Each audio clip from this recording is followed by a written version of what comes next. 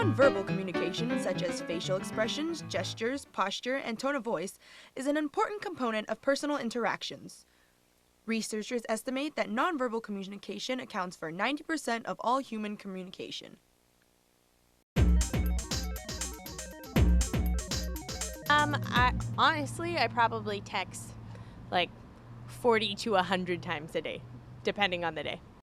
I think on a given day, the most I'd ever text is probably about, 30 to 40 times a day.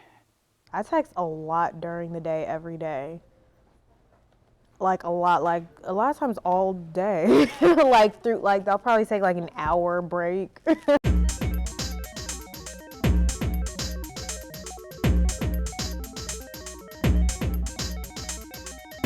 In the last decade, text messaging has become a main form of communication for most Americans. That means when we receive a text message, only 10% of the message is being perceived. Well, we met back in 2009 at a party. Saw him eyeing me from across the room. And I just knew I had to text her. In person, nah, my dad tried to tell me to do it in person, but that's just way too old-fashioned.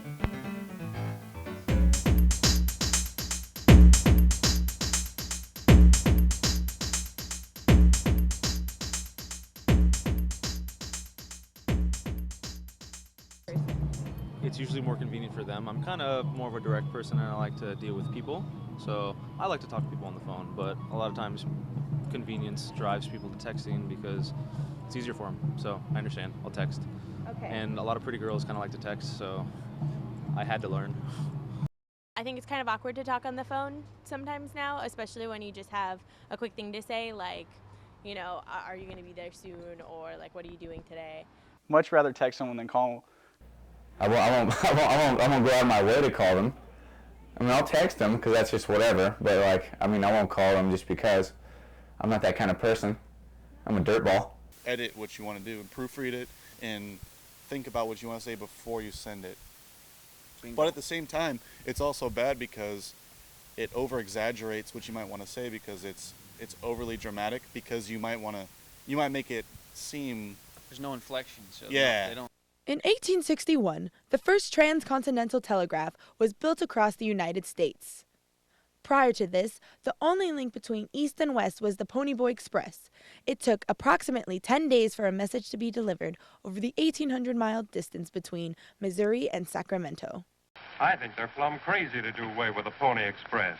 Well, so do I, but they claim this newfangled telegraph will be a lot faster. Won't work, you mark my words. Who ever heard of sending messages over a piece of wire? It was once inconceivable to many that radio or electrical signals could be transmitted over wires. Now, with text messaging, a single message can be sent almost instantly. Almost too instantly. When you text someone, there's more distance between you rather than, communicating verbally. So And start saying a lot of things that they would not normally say in person.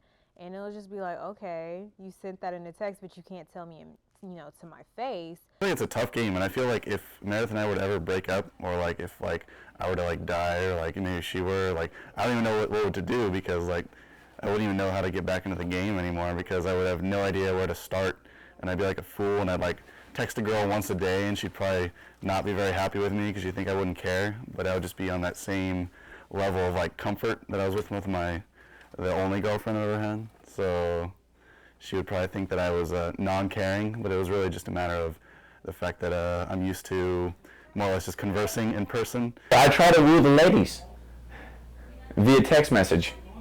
Why not, right? It seems as though most people are not completely comfortable with this form of communication, but continue using it because of its convenience. What does this mean for our future?